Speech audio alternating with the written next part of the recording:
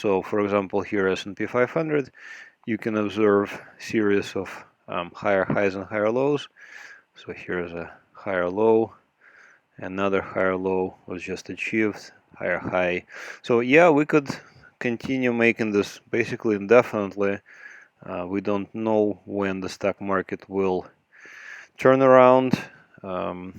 We just know that the trend is currently up, and this already helps us because we reject half of our hypothesis. Half of our hypothesis is that is the stock market going up or down? We already rejected half by saying that we're going to say that the stock market is going up, or for that matter, any trading instrument. In this particular case, we're trading S&P 500 on the upside because we are bullish. So here's my position in Dow Jones. I'm gonna zoom in a little bit. There's a little bit busy there, but first of all, I had an old position in Dow Jones in DIA, which I closed on the 6th of February. Same day, I sent another alert to the subscribers, to you guys, at I believe somewhere around 245, and basically it already has moved enough, in my opinion, to, you know, so to speak, make it a successful trade. Because if you took profits at first target, and your target is 1 average true range, so how do you find that? Here it is, ATR. I put it in the bottom there. So ATR in. We're gonna look at my trade. So here's what happened. I opened Dow Jones at $243.49 on the 9th of February 2018. Just before close, and again, I apologize, I didn't get to send an immediate alert, but actually, next day you had an opportunity on the 12th of February to enter at a very good price for at least part of the day, if you simply use the limit buy. Even at the price that I paid, 249.43, because the low here was 243.06. So you had an opportunity to enter. So what happened here is I actually opened a very heavy position. I kind of surprised myself by how confident I felt about this position, and I normally open, a like normal size position for me, and this time I opened a 2.5 time normal position for me with a relatively wide stop. So I risked in this particular case more than 1% of my account. I risked, I believe, like significantly more, like 2% of my account, even 3% of my account. So in the case of a loss, I could have been, a serious, basically, drawdown on my account. But the way the price action looked at the time, I thought that it looked good, and that's what I did. But I really like this hammer-like candlestick with a spike, intraday spike, and then a buyout towards the end of the day. What I really was looking for is basically a close above this blue line. It did not happen because literally in the last 5 minutes or 10 minutes of the market, the price sold off. So I bought above the blue line, but the price sold off by the end of the day. But nevertheless, I thought it was still a constructive candlestick. This is a clear hammer candlestick, maybe a doji hammer. And I decided to hold on. Next couple of days were quite nerve-wracking because the position was quite large, and I needed to get to the first target. And my target again is 1 ATR. So here was my target. My target was $5. I entered about here at 243.49, actually exactly where my pointer is hovering right now, 243.49. I put my stop down below here at 12% stop. So the stop and the target. And now we get to the very interesting part, which I think there was a lot of questions about. So my stop is a trend change.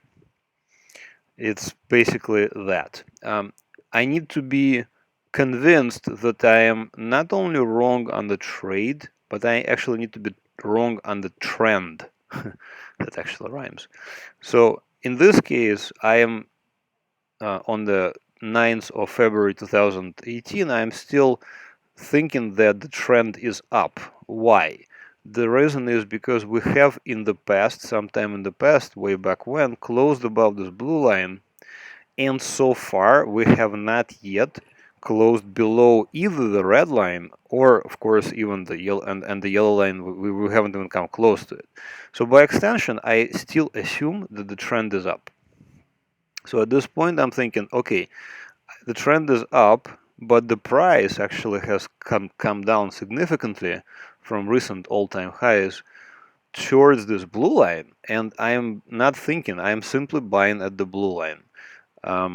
You can buy on pullbacks towards the green line, but even better opportunities come when you buy on deeper pullbacks towards the blue line. Here we have to be careful and not to, this is where the reading of the candlesticks, I guess, comes in handy, is because people misinterpret sharp pullbacks as a trend reversal. And in this case, so far, the trend reversal did not yet occur.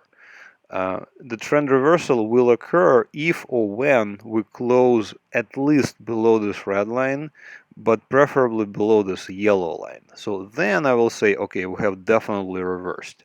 But so far we have not yet reversed, and I assume that the trend is up. So here my position again, I opened it at 243.49. Then I needed one ATR move, one average true range, which was $5. I had a couple of somewhat nerve-wracking days, but finally my target was achieved, which was $5, and this is one ATR, so it's a very achievable target. At that point, I immediately sold half and moved my stop to, above where I can make a profit. So that it was a little bit of leeway, so I left it the second half of my position like slightly below my actual entry, because I already had equity from selling half of my position. This way I have a little bit of leeway so I don't get stopped out prematurely. But actually here we see a follow through higher, so I'm a little less worried. So I went ahead and I moved my stop to above entry now, and my stop is at 244 currently on the 16th of February 2018. So here in a nutshell is basically my technique. I look for oversold securities. I set my stop as a trend change. The trend change needs to be convincing. And the trend change for stocks, and especially for ETFs and diversified equity, for me the trend is a yellow line on a bearish side and a blue line on a bullish side. So if we see a breakout above the blue line, a close above the blue line, then I'm thinking bullish until proven otherwise. I'm thinking price is gonna go higher, and vice versa. If I see for stocks and stock indices, if I see a close below this yellow line, it's basically a sign that I should avoid it and or potentially short the instrument in question. For Forex and some other securities, there's, I use the red line and the blue line as trendsetters. So for example, if this was oil, let me show it to you, US oil. So if this was oil, I would think that, for example, here in August 2017, a close below this red line would signify a bear market, but obviously this didn't happen. So occasionally you will get kind of like whipsaws, incorrect signals. But here was an excellent signal, for example, for oil in September 2017, and we had a big breakout.